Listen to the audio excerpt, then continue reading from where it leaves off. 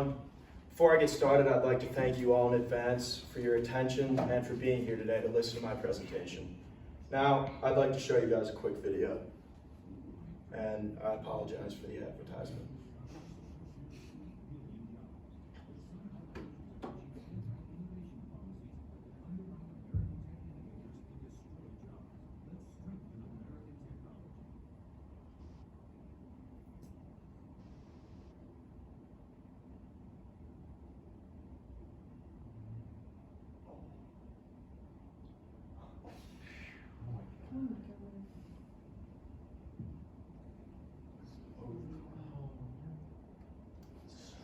One American dies every 45 minutes due to an alcohol-related car crash. One American every 45 minutes. So to put that in perspective for you guys, from the time that we all walked into this classroom today until the time that we will leave, one American will have lost their lives due to a drunk driver. I'd like you all to imagine you're on your way home from 5 Points with your friends. It's a long walk. I'm sure we've all done it before. You just want to get home, you're tired, when all of a sudden a car comes flying down the road, swerves out of its lane, comes flying right at you and your friends. And like that, the life that you've known to love has been stripped away from you. Now, while this may seem like a far-reaching hypothetical, in the case of drunk drivers, this is a sad reality that far too many have faced.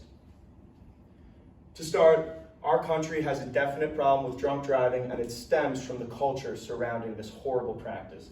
I'm sure we've all heard it plenty of times. I've only had a few drinks. I'm good to drive. I'm sober. When in reality, any alcohol in your system is enough to impact the way that you drive. I'd like to start by saying buzz driving is drunk driving. Just because you may not be incoherent doesn't mean that you should be operating a vehicle. There's no way to ensure sobriety without a breathalyzer test, and every year, thousands of people fall into the trap of thinking they're good to drive, and in doing so, they put their own lives on the line, not to mention everyone who shares the road with them. Going alongside with this, 28% of automobile fatalities result from drunk driving. So nearly 1/3 of all the automobile fatalities in this country can be related to drunk driving. I'd like you to imagine if that wasn't the case. I don't know about you guys, but I would love to live in a country where we have 1/3 less automobile fatalities every year. So this begs the question, when will change be made? Because this has been a practice that we've seen since the invention of automobiles, and it has been preventable since the invention of automobiles. It is the most selfish practice that we see in our country, and change needs to happen. So to start, I have a list of false truths on the left and actual truths on the right regarding drunk driving. The first being that alcohol is a stimulant. This is not true. Alcohol is a depressant. It slows your brain function and it completely incapacitates your ability to operate a vehicle. The second being that driving slower makes up for what alcohol does to the body. This is false. In many cases, driving slower might actually make it more dangerous. Imagine you're on a freeway, the speed limit's 70, and you're drunk going 30 miles an hour. That's a traffic hazard. And third of all, drinking coffee is a great tip for getting sober. Caffeine really does absolutely nothing to offset the effects of alcohol, and honestly, if you're all wired up on caffeine and you're drunk, that sounds like a recipe disaster for me. So, if you guys don't mind, I'd like to make a quick interjection for a personal story. My Uncle Greg is a great man. He's in his older 60s now, he's full of life, very charming, one of the best guys I've ever known. But he's walked with a severe limp in his left leg since his adolescence. Now, when Greg was in high school, he was a star football player. He worked his butt off his entire life to get to where he was, and he had committed to play Division I in college. Now, on one fateful night, he was driving, and a drunk driver swerved into his lane, totaled his car, crippled his left leg. And the funny thing about this story is that he was actually the lucky one, as his passenger lost his life. How many more lives and dreams must be taken away from innocent people before people decide to change the way that they act?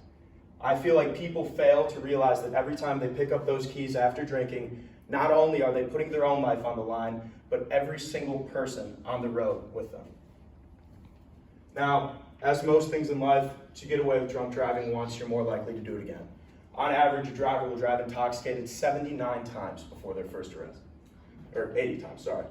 The point being that you could drive 79 times and not cause harm to yourself, others, get a DUI, get pulled over, but that's pure luck. You are just as likely to cause serious harm to yourself and others on your first time driving drunk or your last. To go along with this, 50% to 75% of drunk drivers continue to drive on a suspended license. Now this tells me that these people are being punished, you could say, But at the end of the day, there is no change, and I believe that this stems from a cultural belief system that we have in our country. Going alongside of this, 1/3 of drunk drivers are repeat offenders. I believe that statistic speaks for itself, and to be completely honest with you, it disgusts me. Now, if admitted U.S. drunk drivers made their own state, it would be the 5th largest U.S. state with a population of 17 million people. And that is just admitted drunk drivers. Think of all the other times that people drive after having a couple beers or a couple drinks and they don't get in trouble for it. These are just the admitted drivers. And this thought is terrifying to me because I can't even begin to comprehend how many drunk drivers I've probably seen on the road and have had absolutely no idea about it. Now, this may seem like a daunting task. It may seem like we're set up for failure, we're doomed, nothing's going to change, but I reassure you guys, you can make a big difference with just a few small steps that you can make in your everyday life. The first being that words save lives. Having that heartfelt conversation with someone close to you may be the hardest thing you've ever had to do, but in that moment, you are doing them the biggest favor you could possibly be doing them. Then I drew up a little equation: friendships lost plus lives saved equals a win. Now, if you try to convince someone to stay off the road after drinking and they get mad at you, they berate you with insults, they tell you you're a bad friend, that's not someone you want to be surrounding yourself with in the first place. But even if you lose a friendship, if you keep them off the road, you're doing your part. And also, in today's day and age, there are countless alternatives. Obviously, we have the classics: walking, designated driver, call a cab, but currently, there's the potential for drunk driving to be eliminated altogether through the use of rideshare programs such as Uber and Lyft. And as you guys can see here, there was a 60% decrease in drunk driving fatalities in Portland and San Antonio following the creation of Uber. So this begs the question, why can't this happen everywhere? And the simple answer is it can. People just need to change. So I implore you guys to spread these statistics, tell your friends about these facts, and slowly, one by one, day by day, person by person, change will slowly start to be made. Now, all these words are great, but action is what really gets things done. So in Carolina, we all know that we have a raging bar life. 5 Points, Vista, you name it. Let's be honest here, guys. No matter how old you are, if you want to get a drink on this campus, it really is not the hardest thing to do. Going alongside with this, there's a plethora of cars on our campus. And when you mix those two things together alongside with college-age kids, this is a recipe for disaster. And as you can see, South Carolina is the 2nd highest rate of impaired driving deaths. So, you might be wondering what can be done about this. To start with our local community here in Columbia, I've written up a letter to University President Dr. Michael Amaritis calling for all university one-on-one courses to implement a drunk driving prevention and education unit so that slowly but surely the culture can begin to change, so that we can end this horrific practice together. Because in a U101 class, if 20 kids are convinced not to drunk drive, they'll go home and do the same. They'll continue to spread that message. Slowly but surely, we can make Columbia a better place and eventually, hopefully, expand everywhere else. Now, I'm asking for your guys' signature on this letter because strength is found in numbers. I'll leave it on this desk right there. But before you guys decide whether to sign or not, I'd like you to think of your best friend. Your mom, your dad, your brother, your sister, your cousin, your nephew, your niece, anyone close to you. Now I'd like you to imagine how you would feel if that innocent life was taken because of a drunk driver. I implore you guys to sign this letter for them, to sign it for the future. And next time you or someone you know is thinking about getting behind the wheel after having a few drinks, remember that one American dies every 45 minutes due to a drunk driving related accident.